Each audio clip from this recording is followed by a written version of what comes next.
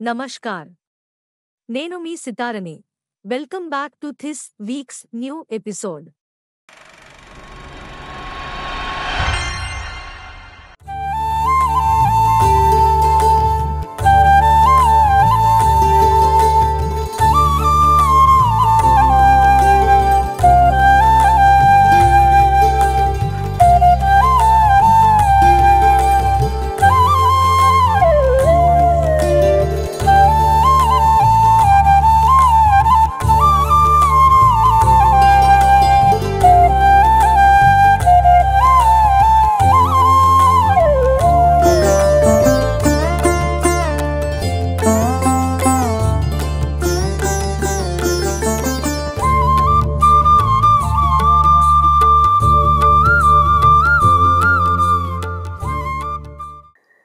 మీలో కొందరు నన్ను నా బాల్యం గురించి నేను సినిమాల్లోకి ఎలా ప్రవేశించాను, అసలు లీడ్ ఏంటి, ఆ ప్రయాణం ఏంటి అని అడిగారు.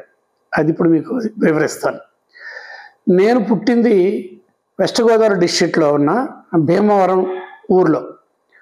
భీమవరంలో నాన్నగారు రైల్వేస్లో పనిచేస్తున్నప్పుడు నేను అక్కడ పుట్టాను అనమాట.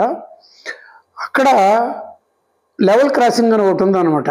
శివరావుపేట నుంచి ట్రైను మెయిన్ భీమవరం స్టేషన్కి వచ్చినప్పుడు, టౌన్ స్టేషన్కి వచ్చినప్పుడు మధ్యలో పాలకొల్లు వెళ్ళే రోడ్డు వస్తుంది అనమాట. అక్కడ లెవెల్ క్రాసింగ్ అంటారు, గేట్ వేసిలా తీస్తారు కదా. సో రోడ్డు ఉంటుంది, రైల్వే ట్రాక్ ఉంటుంది అనమాట.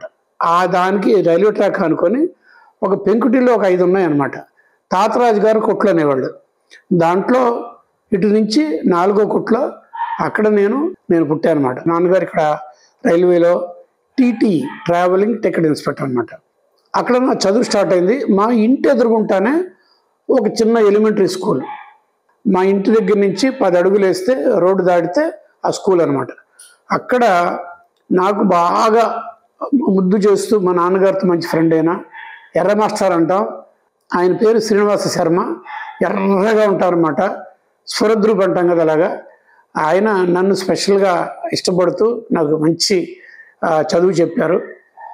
ఇలాగా 1వ తరగతి, 2వ తరగతి, 3వ తరగతి అయినప్పుడు ఆయన ఏం చేశారంటే, మా నాన్నగారితో చెన్నయ్య గారు కుర్రోడు బాగా షార్ప్గా ఉన్నాడు, బాగా ఇదిగా ఉన్నాడు, మనం పని చేద్దామండి, ఇక్కడ కేశవరావు స్కూల్లో 6వ క్లాస్కి ఎగ్జామినేషన్ రాయిద్దాము, చూద్దాము, పాస్ అవుతాడని నమ్మకం ఉందని చెప్పి ఆయన చెప్పడంతో అక్కడ కేశవరావు స్కూల్ ఉండేదన్నమాట, మావుళ్ళమ్మ టెంపుల్ దగ్గరలో.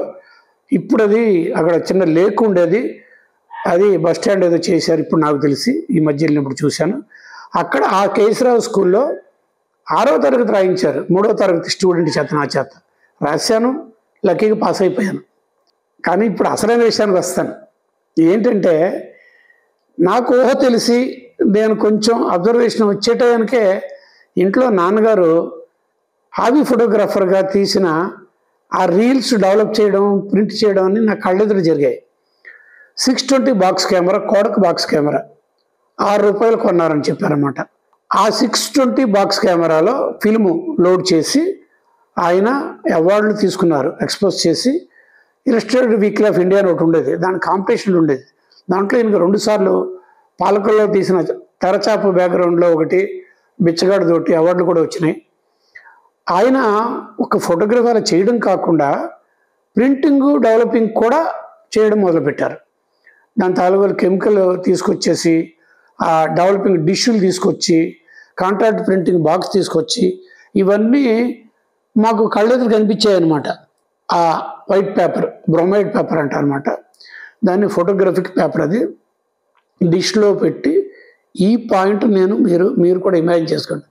అలాగా ఆ డెవలపింగ్ సొల్యూషన్లో నీళ్ళలో ఇలాగా కడుగుతుంటే ఆ వైట్లోంచి ఏదో కృష్ణమాయలాగా బొమ్మలాగా ఫామ్ అయితే అందరూ చప్పట్లు కొట్టేసామంట. బొమ్మ వస్తూ ఉంటే నా బొమ్మ, వాళ్ళ బొమ్మ, నాన్నగారి బొమ్మ ఫోటోలో అది ఎప్పటికీ మర్చిపోలేండి మా ఫ్యామిలీ అందరికీ, నాకే కాదు. అలాంటి ఇదనమాట జ్ఞాపకం. తెల్ల కాగితాల్లోంచి నెమ్మది ఒక ఇమేజ్ ఫార్మాట్ అనేది ఒక థ్రిల్గా ఉండేది అనమాట. అక్కడ నుంచి ఇంకా ఫోటోగ్రఫీ మీద నిమగ్నమైందని అనుకోవచ్చు. దాని నుంచి తర్వాత సినిమాకి వచ్చాను అనుకోండి. అలాగా ఫోటోగ్రఫీ గురించిన నాలెడ్జ్ అప్పుడే ఉంది. ఆ డెవలపర్లో వాడే మెటాలు గిటాలు D7-6 తాలూకు అనే ఒక ఫార్ములాలు అవన్నీ నాన్నగారు మాకు అప్పుడే అలవాటు చేస్తారు.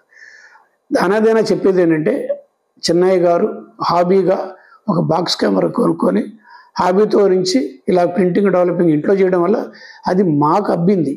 ఆ ఫోటోగ్రఫీ మీద మాకు ఇంట్రెస్ట్ పెరిగింది. తర్వాత అది లీడ్ అయింది ఇంతవరకు. నాన్నగారితో ఇలా చూసి చూసి చూసి తర్వాత ఆ కెమెరా నా చేతికి వచ్చి నేను ఆ కెమెరాతో ఫోటోలు తీయగలగడం, చక్కగా కంపోజ్ చేయగలగడం. అందులో కెమెరాలో కొన్ని ఫెసిలిటీస్ ఉన్నాయి. టైం ఎక్స్పోజరు, బ్రీఫ్ ఎక్స్పోజరు ఇవన్నీ కూడా అబ్జర్వ్ చేసి దాని తగ్గట్టుగా రకరకాల ఎక్స్పెరిమెంట్ చేయడం మొదలుపెట్టేశాను.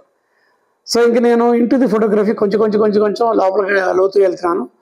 ఈ టైంలో భీమవరం నుంచి నాన్నగారికి షిఫ్ట్ చేశారు. అదే ట్రాన్స్ఫర్ అంటాం కదా, రైల్వేస్ కదా, గుంటూరు షిఫ్ట్ చేశారు. ఆ గవర్నమెంట్ హాస్పిటల్ ఒకటి ఉంది, దాన్ని ఎదుర్కొంటా రైలుపేట అంటారు అనమాట. రైలుపేటలో ఇల్లు తీసుకున్నాము. ఈలోపు ఏం జరిగిందంటే, నాన్నగారు రైల్వేస్లో సదరన్ రైల్వే ఎంప్లాయీస్ సంఘ్ అని ఒకటి ఉండేది అనమాట, ఒక యూనియన్ లాంటిది. దానికి యాక్టివ్గా ఉండేవాళ్ళు, సెక్రటరీగా రీజనల్ సెక్రటరీగా ఉండేవాళ్ళు. ఆయనను ప్రెసిడెంట్ గారు చలపతిరావు గారు. ఆ చలపతిరావు గారు ప్రెసిడెంట్, ఈయన సెక్రటరీ, యాక్టివ్గా అన్ని చూస్తూ ఉండేవాళ్ళు. చలపతిరావు గారు ఏంటంటే గుంటూరు పార్సిల్ ఆఫీస్కి హెడ్. సో ఆయనకి ఏంటంటే ప్రతి ఫిలిం బాక్స్ రిలీజ్ అయిన ప్రతి ఫిలిం, అప్పుడు ఫిల్మే కదా, బాక్సులో వచ్చాయి కదా, ఆ బాక్సులని ఈయన సంతకం పెడితేనే బయటకు వెళ్తాయి. అందుకని వీళ్ళిద్దరూ మీటింగ్స్ అయిన తర్వాత కొంచెం రిలాక్స్ అవ్వడానికి ఒక రిక్షాని పిలిచి ఎక్కి కూర్చొని సినిమా థియేటర్కి వెళ్ళమనేవాడు. ఆ సినిమా థియేటర్ ప్రామినెంట్గా వీళ్ళు వెళ్ళింది లీలామాల్, గుంటూరు లీలామాల్. మా ఇంటి మీదగా వెళ్ళాలి. కొద్ది రోజులు అయిన తర్వాత నేను కూడా ఎక్కి రిక్షాలో కూర్చొని వాళ్ళతో పాటు లీలామాల్కి వెళ్ళిపోయాను అనమాట. ఇంకా అక్కడ నుంచి నాకు లీలామాల్లో ఇంగ్లీష్ సినిమాలన్నీ పెచ్చబొట్టింది. ఆ లీలామాల్లో ఏంటంటే వారానికి 2 సినిమాలు, ఏదైనా మంచి సినిమా అంటే మ్యాక్సిమం 1 వీక్ అంతే, 2 సినిమాలు 3 సినిమాలు ఇలాగ మారిపోతూ ఉండేవి. ఆ లీలామాల్ అనేది ఒక చిన్న మేన్యూ అయిపోయింది నాకు. నాన్నగారు తేలటం, ఒకప్పుడు నేను విడిగా వెళ్ళిపోవడం, నాన్నగారు ₹10 బిల్డ్ ఇస్తే తీసుకొని నేల టికెట్లు వెళ్ళిపోవడం, ఇవన్నీ అలా రొటీన్గా జరిగిపోయాయి. Congratulations, Raghu, on completing a glorious 50 years in the film industry.